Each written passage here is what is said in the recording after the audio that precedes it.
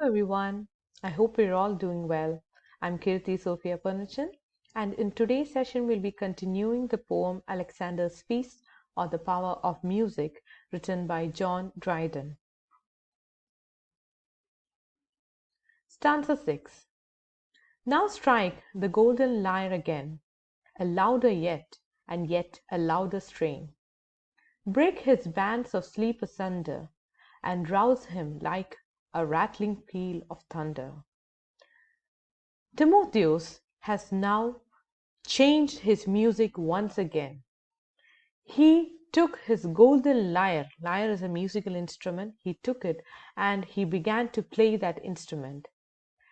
That music was extremely loud, and by this loud music, it woke up Alexander. Alexander was in a feeling of love towards his wife, and he was over emotional and all. And through music again, Timotheus woke up Alexander. And the music was like a rattling peal of thunder. It was like a thunder. It was such a loud noise that woke up Alexander. Hark, hark, the horrid sound has raised up his head, as awakened from the dead, and amazed he stares around. Hark, hark means pay attention, and the music that Timothy was playing was just so horrid and it was so loud, it made Alexander wake up. He lifted his head. He was just like he was awakened from the dead. He felt that he was dead till that moment, and somebody has woken him up through music. And he stared around him and saw all the people around him.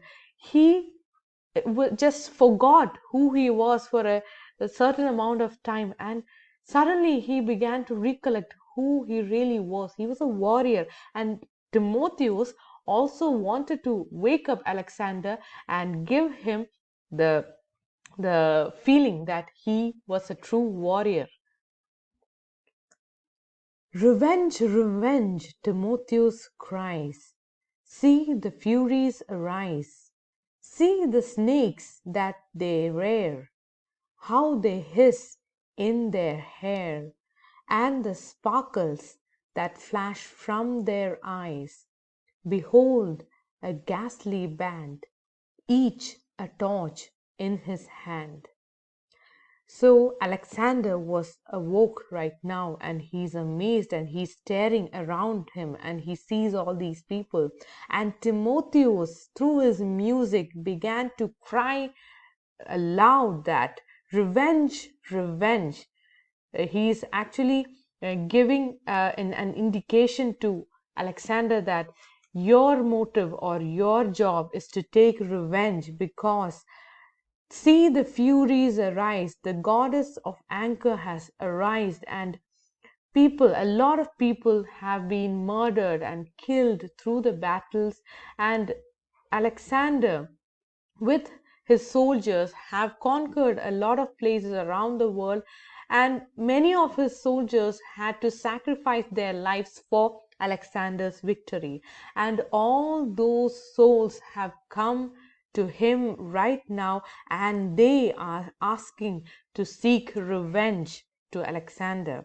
They're asking Alexander, you should take revenge for all of us, for all the dead souls that are there.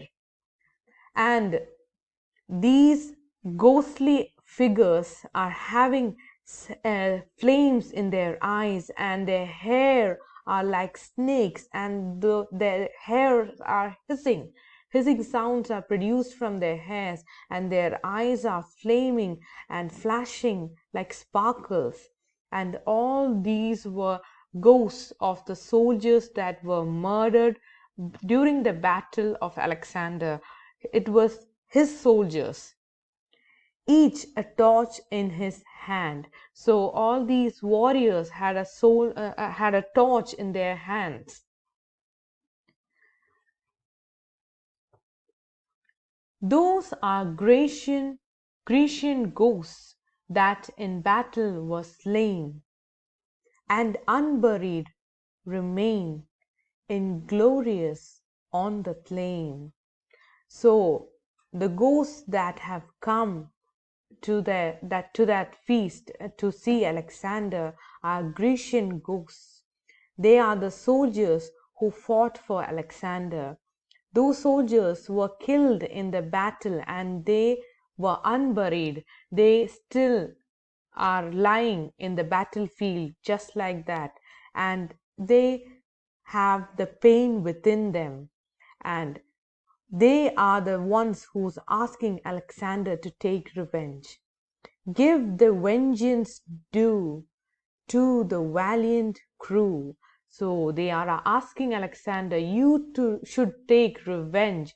You should give us, a peace of mind. Only if you means Alexander, if you take revenge, Alexander, then we'll be at peace.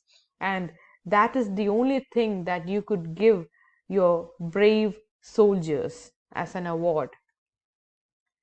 Behold how they toss their torches on high, how they point to the Persian abodes and glittering temples of their hostile gods.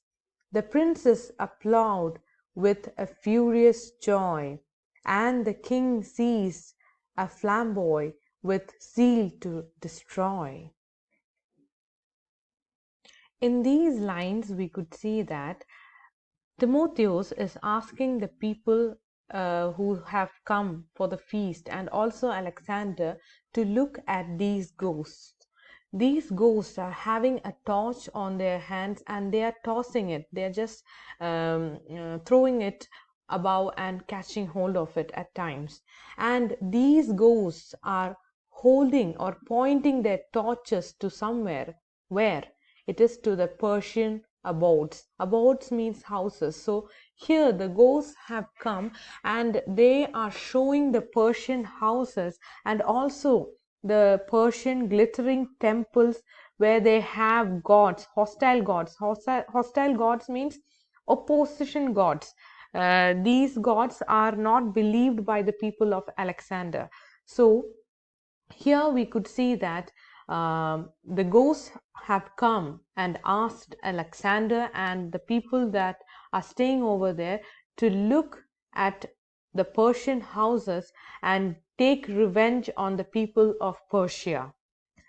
The princes applaud with a furious joy. So the princes who were attending the feast were applauding, they were clapping with furious joy. Furious joy is an oxymoron, and here they are furious because they wanted to take revenge, and joy is they are happy that they will be satisfied once the revenge is done. And the princes are applauding whatever the ghosts are asking them to do. And the king seized a flamboy with zeal to destroy. So the king took hold of a burning torch. Flamboy means burning torch. And he had the enthusiasm within him to destroy the Persian abodes and the glittering temples over there. Thais led the way to light him to his prey, and like another Helen, fired another Troy. So in these lines, Helen of Troy is compared to Thais. Thais is the wife of Alexander, and she is one of the person who actually motivated Alexander to take war upon Persia. So she has a great influence on Alexander, just like Helen. Helen was the person who created the Trojan War. She is one of the sole reasons why the Trojan War happened, and it lasted for 7 long years. And likewise, Thais was one of the most influential persons in Alexander's life, and she was the person who actually initiated the Persian War.